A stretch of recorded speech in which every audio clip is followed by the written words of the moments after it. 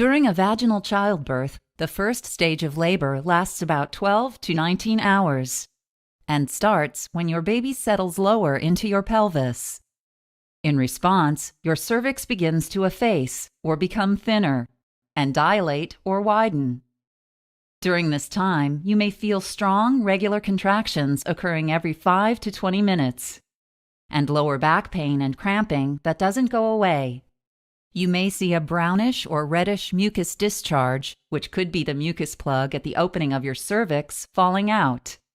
Your water may break, which can either be a large gush of fluid or a continuous trickle. If you experience any of these symptoms, contact your doctor or midwife to see if you should go to the hospital. At the beginning of stage 2 of labor, which usually lasts from 20 minutes to 2 hours, your cervix is fully dilated to 10 centimeters, and your baby's head has moved beyond the cervical opening into your birth canal. Your doctor or midwife will instruct you to push during your contractions and rest between them. In a normal delivery, your baby's head will rotate to face your back. During active labor, your uterus is divided into an active segment that contracts, pushing the baby downward, and a flexible passive segment that remains relaxed, stretching to provide more room for the baby to pass through. When the top of your baby's head appears, or crowns, your doctor may make a small cut, called an episiotomy, to enlarge the vaginal opening. Then, your doctor or midwife will give you instructions on how to push your baby out. As your baby's head passes through the birth canal, it molds into an elongated shape. An elongated head shape will resolve itself within a few days as the skull bones shift back into place. After your baby's head exits the birth canal, his or her head and shoulders will rotate to help the shoulders pass through the birth canal.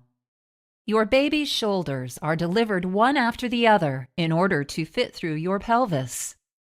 Once the shoulders emerge, the rest of your baby slides out easily.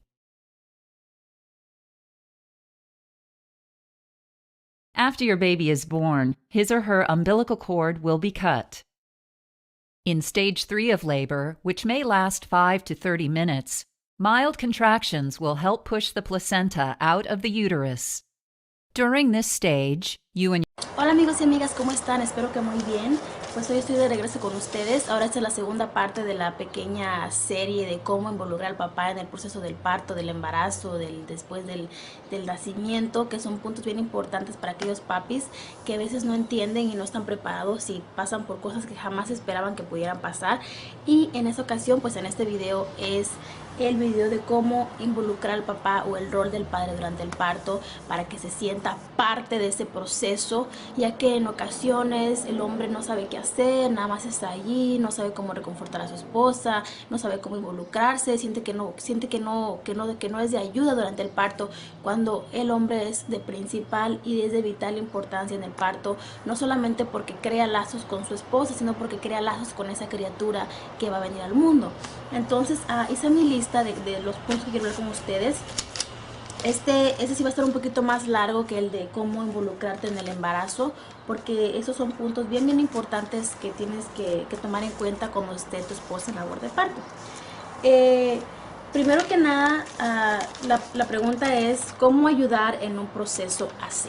Algo bien importante que tienen que hacer con tu esposa es ya sea tomar clases de parto, que algunas son llamadas LAMAS, si no me equivoco, y las dan en algunos hospitales. En algunos son gratuitamente, en algunas cobran alguna tarifa, pero son realmente importantes. Son aproximadamente 3 clases o 4 antes del nacimiento del bebé. Esto te va a ayudar, te va a dar la pauta, te va a enseñar qué puedes esperar, qué no puedes esperar durante el parto, cómo ayudar y reconfortar a tu esposa, cómo estar allí de apoyo para ella cuando ella te necesita, y te ayudará a apoyarla en ese momento relajadamente, lo cual es invaluable. Es importante que a la hora del parto no te estés estresado, ni estés ofuscado, ni estés así como asustado. Relájense, es un proceso, puede tomarse de 1 hora. En algunas mujeres pueden dar a luz rapidísimo, que son buenísimas para dar a luz, que nacen para para dar a luz, yo diría, desde hasta 18, 24 horas. Yo recuerdo mi labor de parto fue de 24 horas y la verdad que estuvo bien pesada, pero yo le agradezco mucho a mi esposo el hecho de que estuvo allí conmigo, porque sí lo hubiese podido hacer, porque las mujeres tenemos pues eso que Dios nos dio, que es el don de dar a luz, pero el apoyo de él para mí fue invaluable. Así que es bien importante que tomen esas clases para que te ayude a apoyar a tu esposa de manera relajada durante el parto. La otra es que tu participación durante el parto sea activa, que tú estés activamente participando en el parto. ¿Y qué es lo que puedes hacer para lograr que tu participación en el parto sea activa? Uno de los puntos es reconocer el momento cuando la verdadera labor de parto comienza. Es bien importante que reconozcas cuando comienza la verdadera labor de parto y no que salgan corriendo a la primera contracción que tenga tu esposa, porque como les digo, este proceso se puede tomar bastante tiempo, y más aún en las madres primerizas, ya que el cuerpo aún no está muy acostumbrado a esto. Así que la segunda vez ya es un poquito más fácil y más rápido. Por la primera vez, aparte de que no sabes qué esperar, puede tomarse más tiempo. Una de las, ¿cuáles son las? En este momento te voy a decir algunas de las señales del parto inminente, de que va a pasar en cualquier momento. Son estas. Que una de las señales más importantes cuando va a pasar el parto, cuando viene ya a dar a luz, es que se rompe la fuente.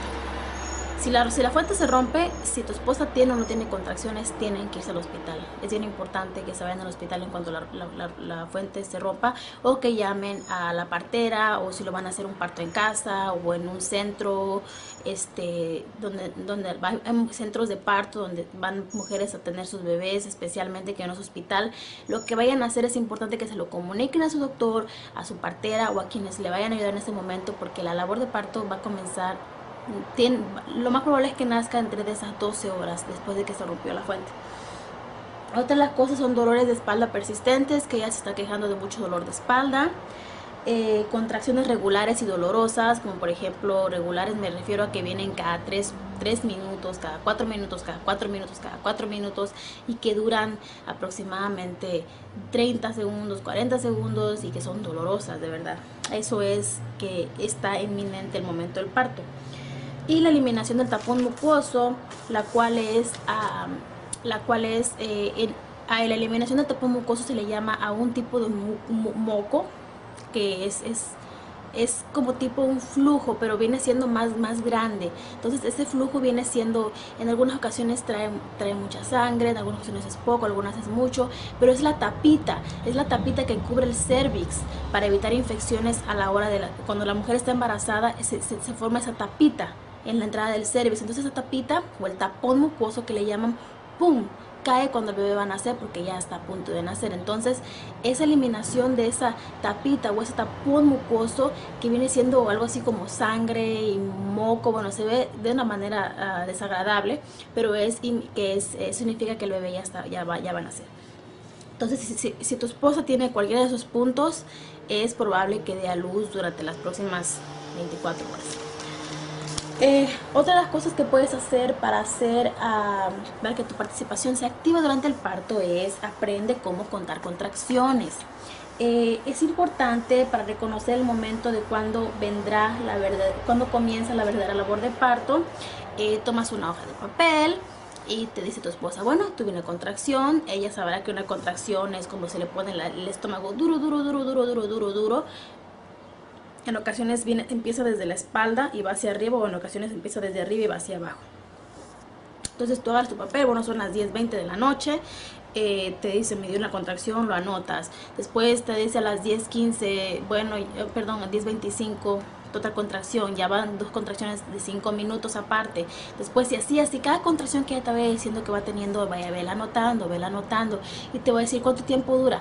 Usualmente cuando te da una contracción, las mujeres se les pone la pancita dura y después en ocasiones la respiración la contienen un poquito. Ellas pues ya se fue la contracción.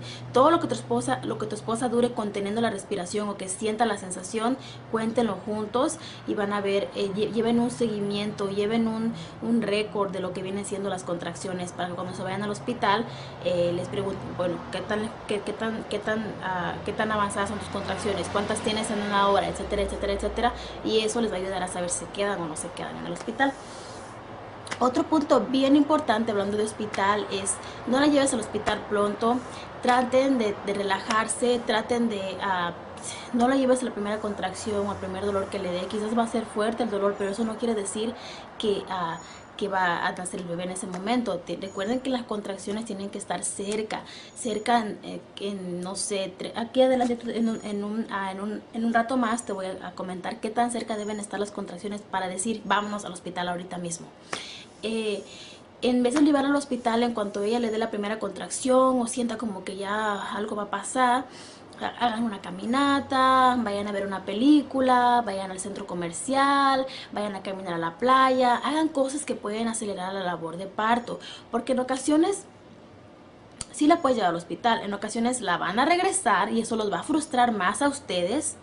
El que la regresen del hospital va a frustrarlos demasiado, van a decir, oh, ¿y cuánto más tenemos que esperar? ¿Cuánto más voy a tener que esperar? No, por eso no lo hagan. Otra de las cosas que puede pasar también es si la llevas al hospital rápidamente, lo que puede pasar es que la dejen allí más de 24 horas y que pasen 12 horas y nada, 13 horas y nada, y que de verdad, porque la verdadera labor de parto no comienza. Entonces no se encierren en el hospital, porque estar allí no es agradable. Caminen, darle masajes en la espalda, hagan algo, recreen algo en el momento antes de que las verdaderas contracciones comiencen, para que así lleguen al hospital y sea el momento de dar a luz y no tengan que estar acostada en una cama o estar allí, porque los doctores en ocasiones no te dejan pararte, no te dejan hacer nada. A veces la presión arterial en las mujeres sube cuando están a punto de dar a luz y los doctores consideran que es preeclampsia y que te vas a morir, yo no sé, y bueno, te asustan demasiado, así que traten de vivir el momento en sus casas y después ya váyanse al hospital.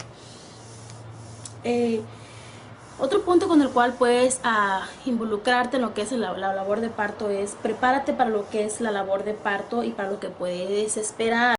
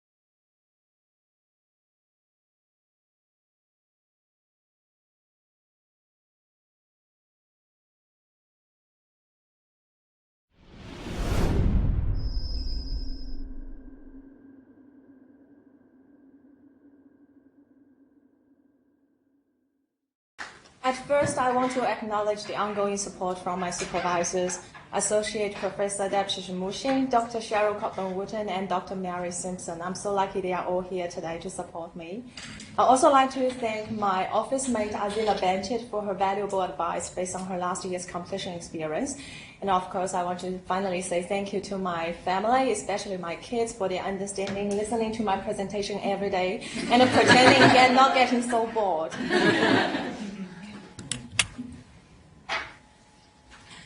Let me tell you the story of a woman who was in tears after giving birth to a 9-pound child. It was not just the physical pain that made her cry. She was emotionally drained too. Sounds familiar? Well, she's among millions of women who go through this ordeal. But why? The woman in my story is one of my many research participants.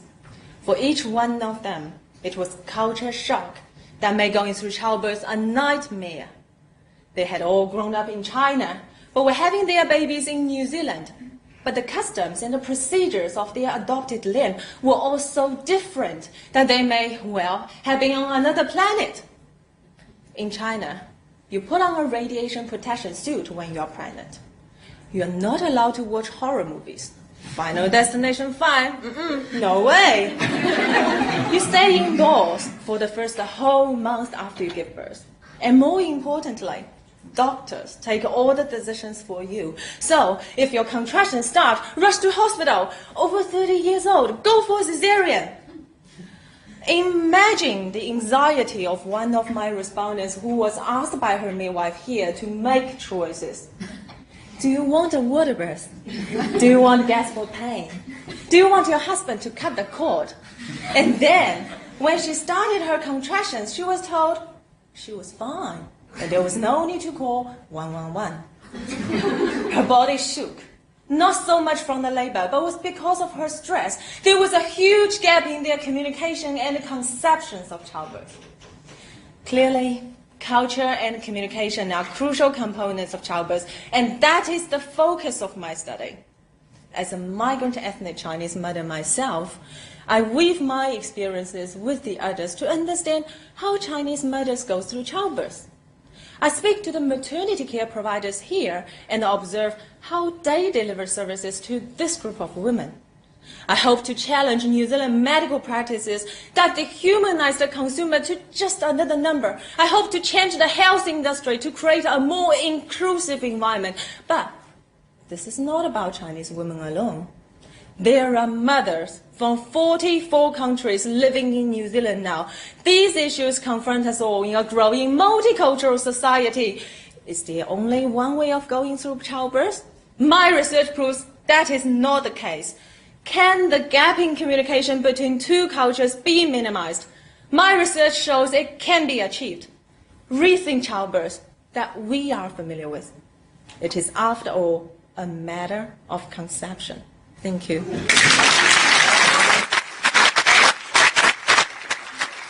How your baby develops during pregnancy. Click the navigation arrows below the animation screen to play, pause, rewind or fast forward the animation. Pregnancy usually lasts about 9 months or 40 weeks and is divided into trimesters. The first trimester is from week 1 until week 12. The second trimester is between weeks 13 and 26, and the third trimester is from week 27 until birth. If you become pregnant, your womb doesn't shed its lining as it normally does at the end of the menstrual cycle, so your periods temporarily stop. This is because the egg, which has been released from one of the ovaries, has been fertilized by a sperm, and you are in the early weeks of pregnancy. Here we show the ovaries, the fallopian tubes, the womb and the vagina. The fertilized egg has already started to divide in the fallopian tube. It will continue to develop and grow in the womb and is called an embryo at this stage. Here we show the embryo in the womb. By week 9, the embryo has developed and is called a fetus. At this point, most of the organs, including the nervous system and heart, are forming. Here we show the fetus in the womb. By the time you are 12 weeks pregnant, your baby is approximately 6 centimetres or 2.5 inches long. At this stage, your baby's neck is uncurling and the limbs are complete. The eyelids are still fused and the ears are forming. Here we show the baby, the umbilical cord, the placenta and the amniotic fluid. The umbilical cord connects the baby to the placenta. This is how your baby gets nutrients and how waste, such as urine, is removed. In the second trimester, your baby's sex organs develop and other organs mature. The baby swallows amniotic fluid and passes it out through its digestive system. The kidneys start to work and pass small amounts of urine. Your baby can now hear and is covered in fine hair called lanugo. Here we show the baby in the second trimester. You may first feel the baby move in the second trimester of pregnancy. The movements become much more vigorous and obvious as the baby gets bigger and stronger. Braxton Hicks, or practice contractions, are painless tightenings of the womb that may start from around 20 weeks of pregnancy. Your baby's lungs mature throughout the third trimester. The baby makes breathing movements, even though the lungs don't work properly until birth. The baby grows fine hair and fingernails. The eyes open and close, and teeth may start growing under the gums. Your baby's fat stools also increase in preparation for birth. Braxton Hicks contractions become stronger in the third trimester. At the end of your pregnancy, your baby changes position so it is ready for birth. The baby's head may not engage, that is, move into the position in the pelvis for birth until labour. This is the end of the animation. Click on the animation screen to watch it again.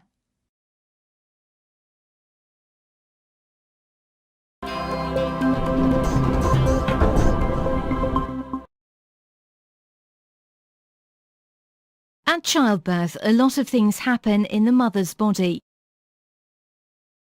Before the baby is born, it passes the membrane of the uterus, the cervix, the mouth of the uterus and the birth canal. Labour mostly starts with the opening and widening of the cervix. This goes together with contractions to make the tissues around the cervix softer and thinner.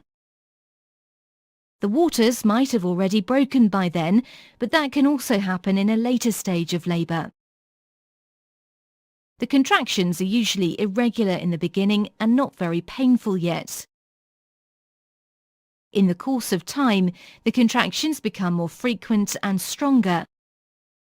The cervix needs to be 10 centimetres dilated before the baby can pass. During the final centimetres of dilation, the contractions are the strongest. The duration of the dilation differs from woman to woman, the position of the baby, and the number of childbirths somebody has had before. When the cervix is fully dilated, the pushing phase starts. This is when the baby needs to be pushed down the birth canal. The dilating contractions shift into expulsion contractions. With a cephalic presentation, the baby usually comes out head first and face down. If the buttocks come first, the baby is breech.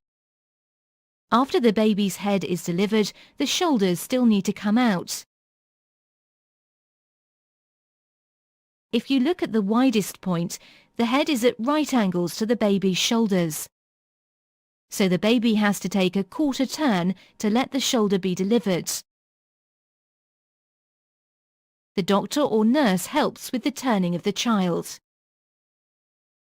Once the baby is born, the afterbirth follows. The placenta and the membrane still need to come out. The uterus will contract so that the placenta peels away from the wall of the uterus.